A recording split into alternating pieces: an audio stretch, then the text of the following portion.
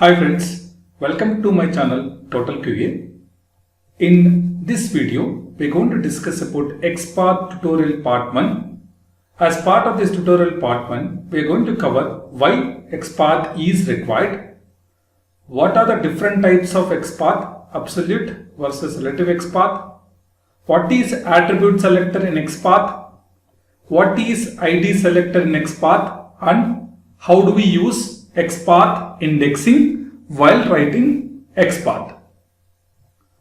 To understand why we need XPath, first let's get into a very basic example.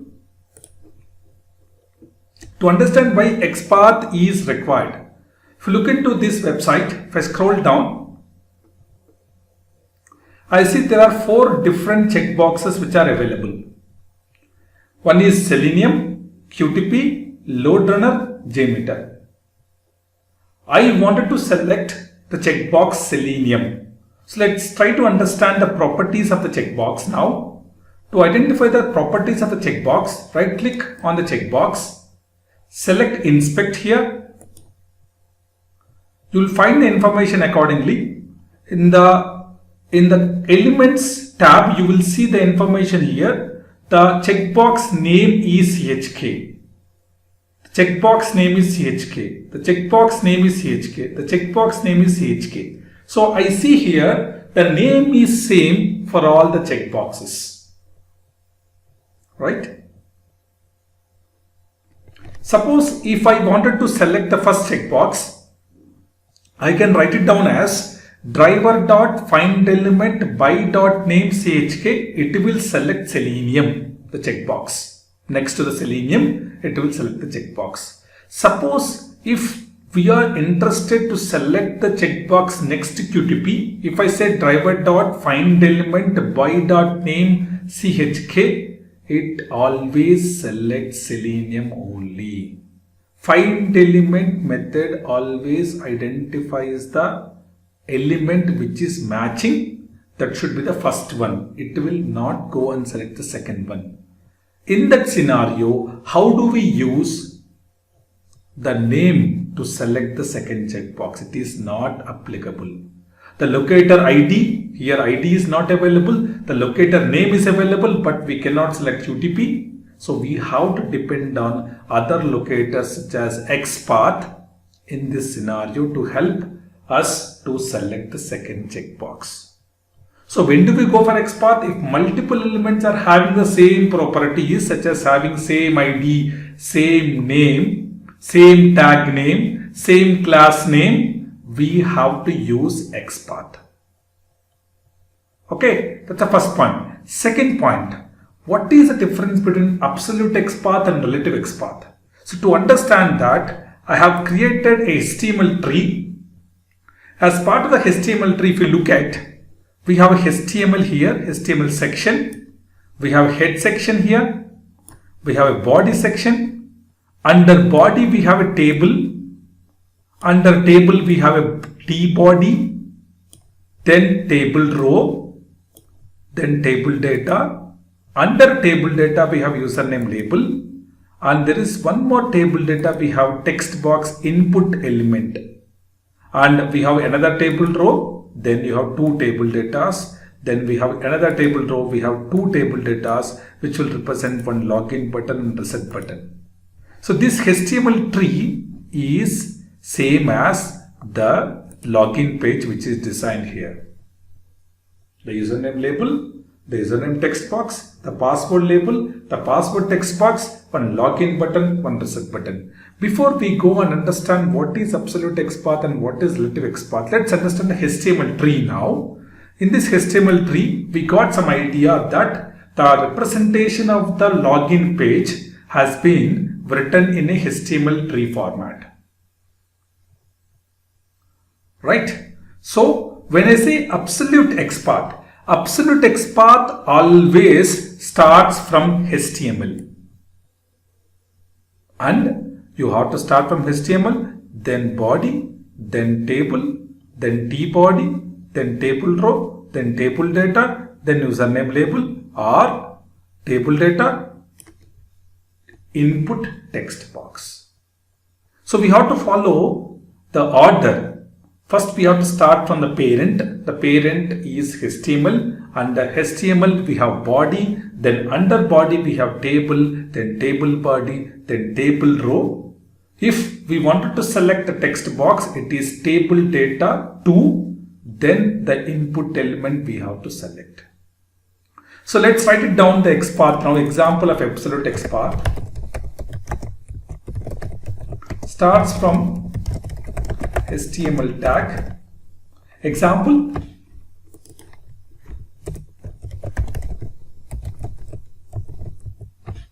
right? The example here is, say, HTML body table, table body, table row of which one? First one, then table data of 2, second table data, then inside the table data of 2 there is an input element which will represent the text box for username.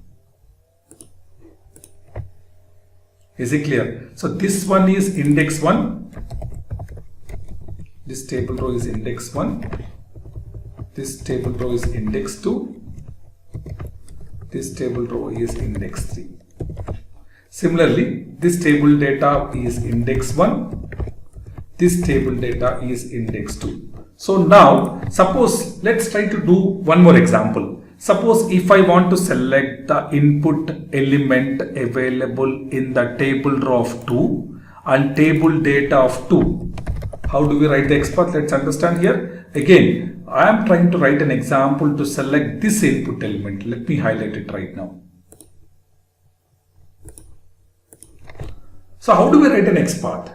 Let's try to understand where is this text box is available. This text box is available in the table data of 2. Okay.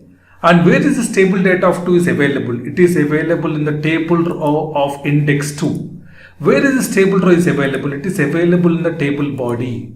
And where is this table body is available? It is available in table, then body, then HTML. Either you start from parent to the child, or you start from child, navigate back to the parent to get the XPath.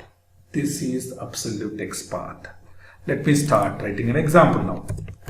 HTML body table, table body, table row of 2, table data of 2 / input to select the text box which is highlighted in red color.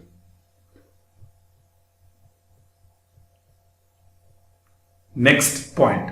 What is relative XPath? Relative XPath can start from anywhere in the path, in the XPath. Can start from anywhere in the XPath. Let me write it down here. Relative XPath starts anywhere in the path, in the HTML tree path, It starts with 2 forward slashes.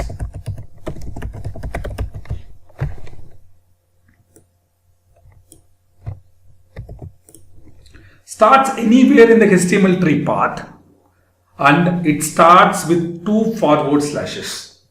Example, you can have multiple examples of relative XPath. Let me highlight it with some color so it will be easy for us to.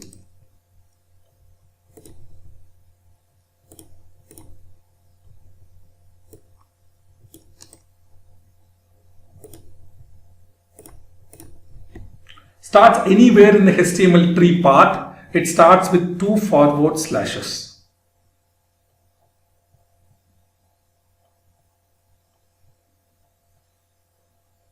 Right? Let's write some examples. Suppose, for example, here I start from body. So how do we write a relative XPath? Body, then table body, then table row, then table data of 2, then input element. So suppose, for example, if you want to highlight text box input which is available in the table row of 1 and table data of 2, how do we write relative XPath? This / body table t body tr of 1 tt of 2 then input element. This is an example for relative XPath.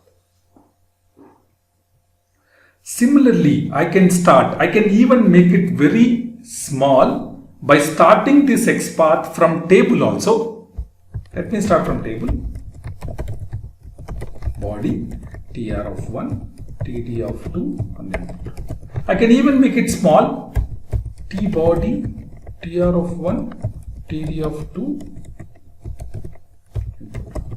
We can even make it small. Tr of 1, td of 2, input.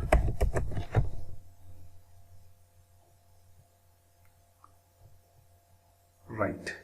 That is what happens. And we can even make it small.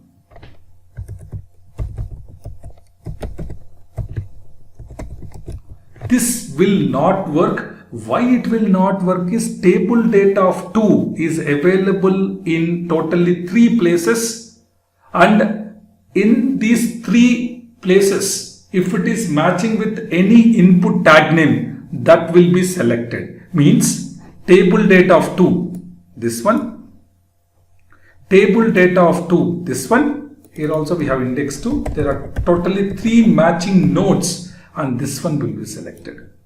Under these 3 table datas, if there is one input element that will be matched, that's the first one, right? So we are not associating the table data of 2 to a table row. In that case, we get 3 matching nodes. If we are associating the table data of 2 to a table row of 1, we are getting 1 matching node. Always keep in mind, here we are getting 1 matching node.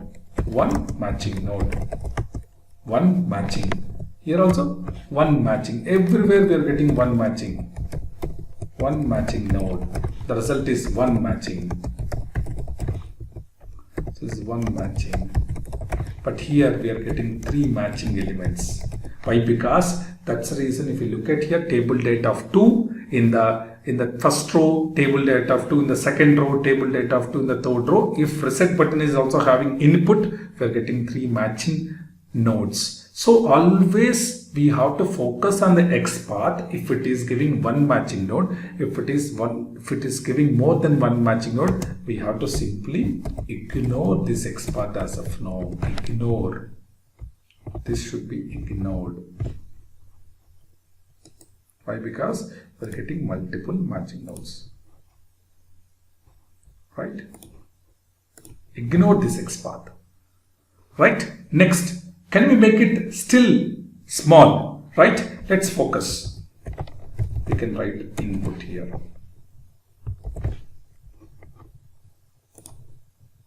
Right? We can write input.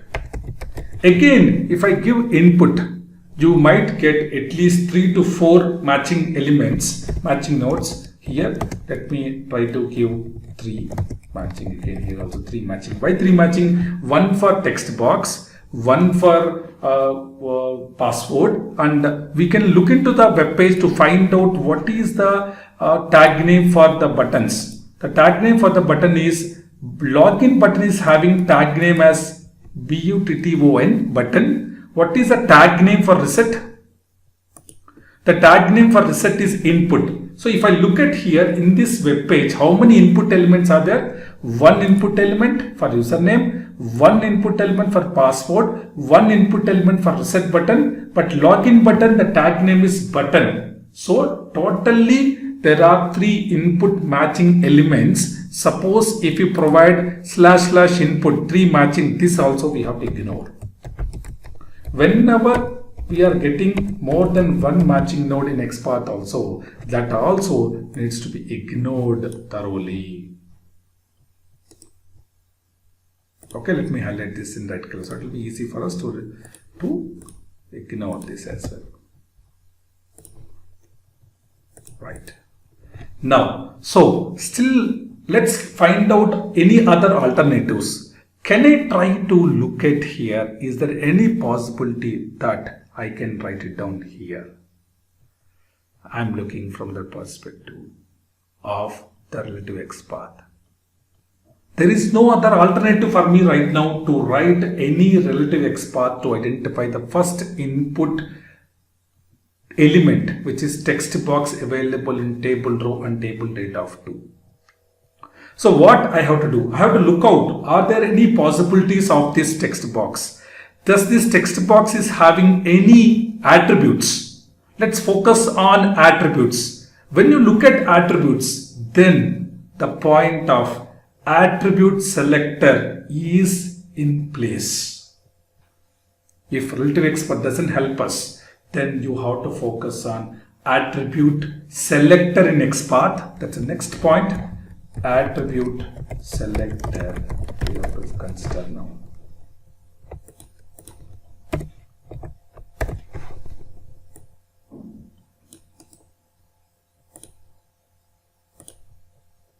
Let's highlight with some other color.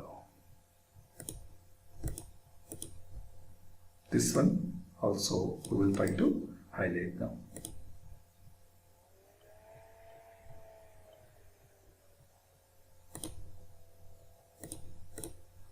Okay, we completed absolute XPath, we completed relative XPath, then we are moving into attribute selector. As I said already, attributes means what? Let's try to write one example again to understand attributes here.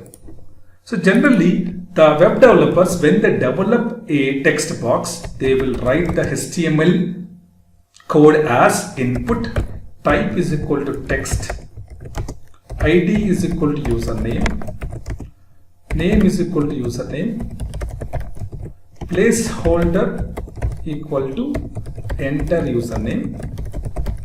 Then if there is any style to be applicable, you can put class, say some style, say text box color, and this is how it is defined for the text box.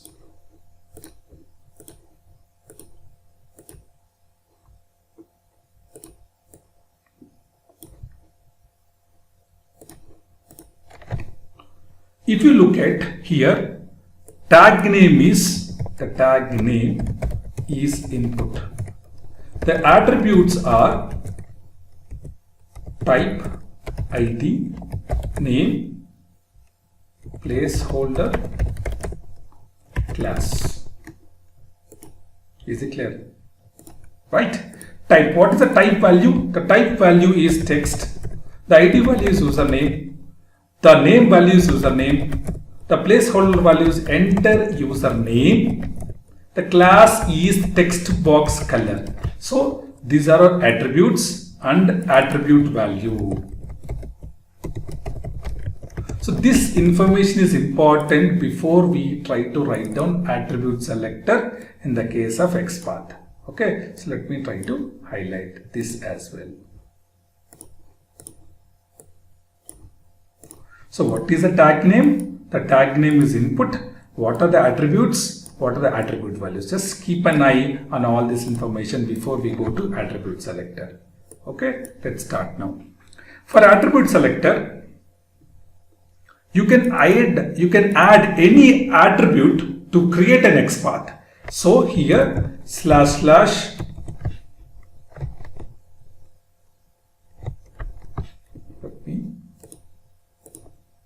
/ input here.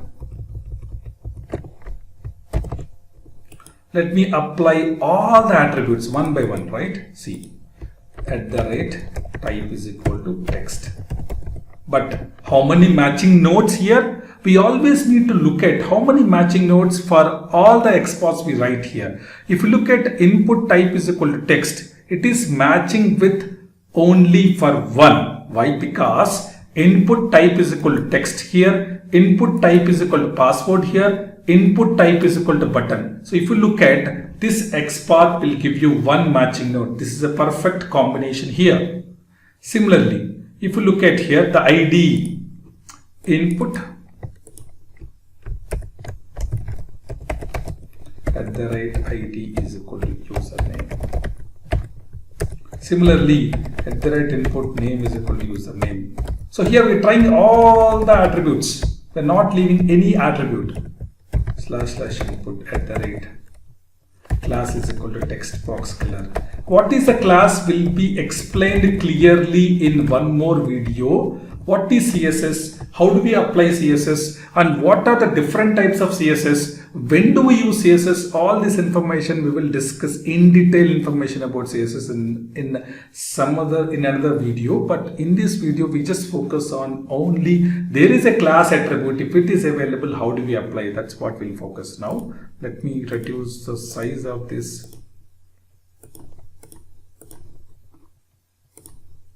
Okay, now it is better now. Right, then what is pending now? Placeholder / input @ placeholder is also one of the attribute. Say enter username. So we completed absolute XPath, relative XPath, and attribute selector, and all these attributes will give you one matching node as of now, because this is how it is designed. After completing attribute selector, there is one more selector which is available in the case of XPath. It is called ID selector. Let me try to expand this here further. ID selector. So using ID also we can apply XPath, but one thing keep in mind, if there is an ID, please try to use driver.findElementBy.id.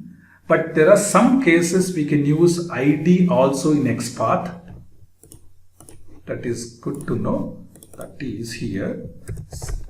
ID in the parenthesis, just use the ID value. This will help you to identify the element using XPath. But XPath should be ID parenthesis ID value we have to provide. Okay. That is the process we have to follow here.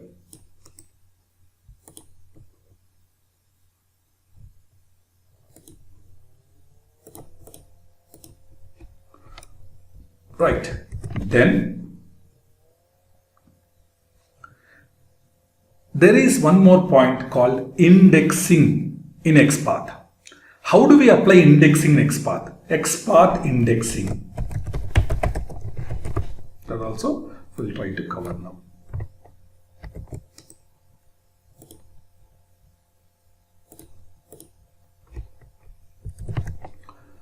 XPath indexing. Right. Suppose let's take our multiple checkbox example. There are 4 different checkboxes and each and every checkbox is having the same name. Let me show you again. So highlight here.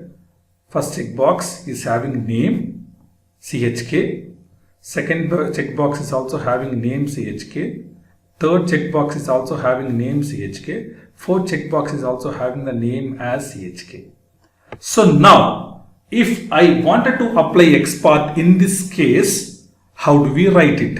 We have to combine attribute selector and add index to it, which will help us to select the checkbox which is required.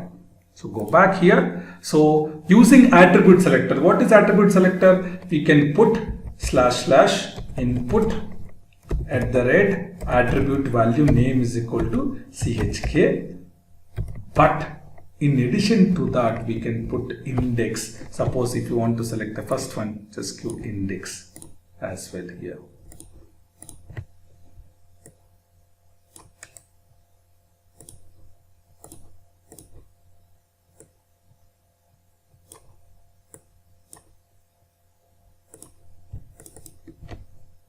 If you are interested to select the second checkbox, then / input @ name is equal to CHK, but provide index as 2. In real time, there are some scenarios where a same class is applicable for multiple elements. In that case, suppose here if you look at the class name text box color is applicable for multiple input elements. In that scenario also, you can write it down as / input @ class is equal to class value and index as say 1 or 2 accordingly. So We have covered totally absolute XPath, relative XPath, attribute selector, ID selector, and indexing. Using indexing in XPath we have covered. And all these XPaths, whatever we have covered now, you can practice this XPath. Suppose this XPath, if you wanted to practice this XPath, whether it is working or not. Copy this XPath, go to the website. This link, I think I'll give the direct link to this website. Scroll down. Select text box, right click, inspect.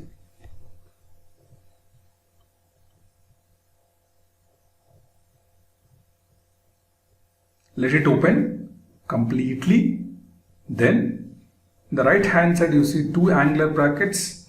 Click on it to select the Selectors Hub plugin. How to install Selectors plugin? Selectors Hub plugin is explained in the prerequisite video. I will add the prerequisite video in the description of this video. You can check and try to install the plugin Selectors Hub, which is very easy to write the XPath. We can experiment any kind of XPath. Now, whatever I have told, I just put here. How many matching elements? One matching element. So all these XPaths will be provided in the description of this example of video. You can check. You can try to practice any kind of XPath. Suppose I am trying a / input. Just take it, put it here. How many matching nodes you can check. Here we are getting 20 matching elements because in the bottom also there are so many input elements here. You see here, right? That might be one reason. Usually if you look at in this table, let me try to add table now. Table / table body / table row / t body td / how many matching nodes? 3 matching nodes, right? So in this table there are only 3 matching elements only. So I will try to copy this and paste it here. If you are trying this one, you can try better this one in the usually it will give 3, but I'm just adding this also. Ignore this please. This is also giving 3 matching nodes.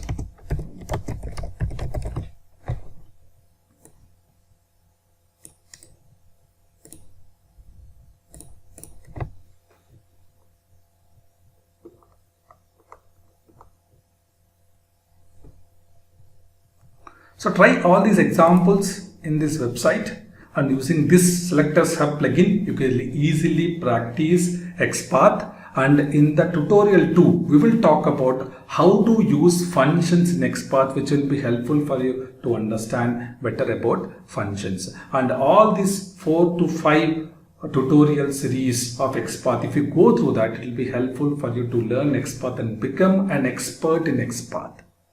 Thank you for watching the video.